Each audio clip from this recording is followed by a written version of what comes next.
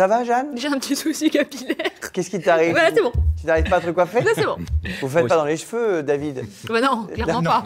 Non, voilà, dans la mécanique des voitures, je suis cheveux. pas tout à fait pareil. Alors évidemment, vous le savez, vous avez le droit de nous poser toutes les questions qui vous passent par la tête, même les questions capillaires, même les questions sur les animaux, même les questions sur la finance, même les questions sur les notaires, même les questions sur la chemise de Johan. Allez-y, n'hésitez pas, appelez-nous au 0805 383 383 ou envoyez un petit mail à ensemble-normandie@francetv.fr ou bien écrivez-nous sur le groupe Ensemble c'est mieux avec France 3. On a deux questions aujourd'hui pour vous, David. Une question d'Armel. Je ne sais pas si c'est l'Armel que je connais, la célèbre comédienne, mais qui nous dit: quand je mets la clim, il y a une odeur très désagréable dans ma voiture. Que puis-je faire? Ça nous est déjà arrivé, ça. Moi, ça m'est déjà arrivé. Et je crois qu'il suffisait de recharger la clim, en fait.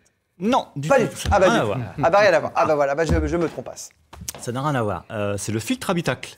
Le filtre que vous avez au niveau du véhicule et qui justement retient les impuretés qui rentrent dans le véhicule. Puisque D'accord. l'air est aspiré de l'extérieur et va dans le véhicule. Ouais. Donc il y a un filtre pour justement filtrer ce qu'on respire. Du coup, ça peut être la pollution, le pollen, et ces filtres-là sont à changer régulièrement. Moi, je conseille de les changer tous les ans.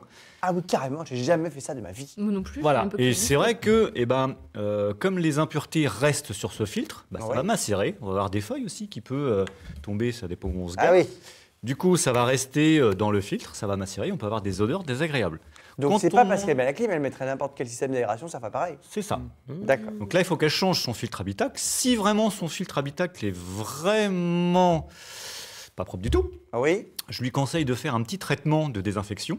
C'est une petite bonbonne qui coûte une vingtaine d'euros et ça permet vraiment de désinfecter le système. Mais attendez, il est où le filtre? Parce qu'il faut le trouver, mon vieux. Alors, sur certains véhicules, il n'est pas accessible du tout, il est sous le Ah tableau. bah voilà. Bah comment on Il y en a, fait? ils sont dans le compartiment de moteur. On vient vous voir. On vient me voir. On va à l'atelier et des mécanos et crac, Oui, c'est on est ça. sauvé. Moi, avec mon fournisseur, du coup, dans les filtres neufs qu'on a, on a le petit explicatif du tout où se trouve le filtre pour pouvoir le changer. Ça, D'accord. c'est à portée de tout. Et bah donc voilà, Armel, voilà la réponse à votre question. Donc, changer le filtre habitacle. Changez le filtre et vous serez S'il est vraiment sale, sauvé.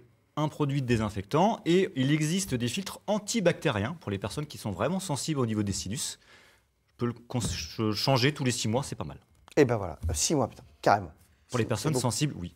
Et maintenant, nous avons une question. On n'a que des célébrités aujourd'hui. Après Armel, c'est Jordan qui nous pose une question. Il dit: je compte acheter une BMW d'occasion, une série 5 essence. Donc, on vient de donner une marque là. Hein. Ça pourrait être une Mercedes, une ça. Ferrari, Y a pas de- une Toyota, une Renault, une Peugeot.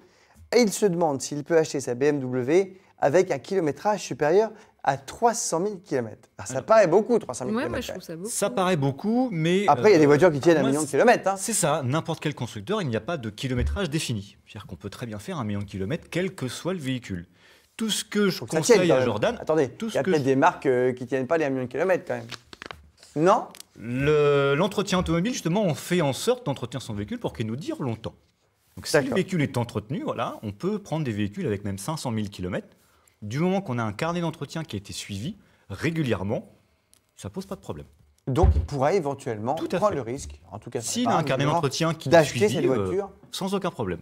Et essence ou diesel, c'est pareil? Pareil, Ah, c'est pareil. pareil. Parce que l'essence, est-ce qu'elle n'a pas plus le moteur que le diesel ou non, pas du tout. Après, la chose qu'il faut savoir, c'est est-ce que les 200 000 qui ont été faits ou les 300 000 ont été faits en 2 ans ou ils ont été faits en 10 ans? Ah, et ça change quoi, ça?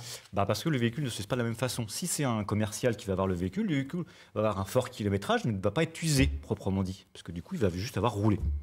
Un D'accord. véhicule qui a 500 000 km sur 10 ans ou 1 million, là, du coup, Ah, veut dire tout qu'il y a le sa véhicule- vieillesse et 10 ans Voilà. accumulés qui viennent en plus se C'est ça. greffer au kilométrage. au kilométrage, Ah, donc il faut savoir en fait quand est-ce qu'il a été mis en circulation. Quoi. c'est ça.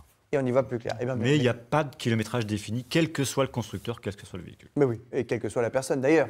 Hein, ça ne veut rien dire. On peut avoir beaucoup de kilométrage et être en très bonne forme.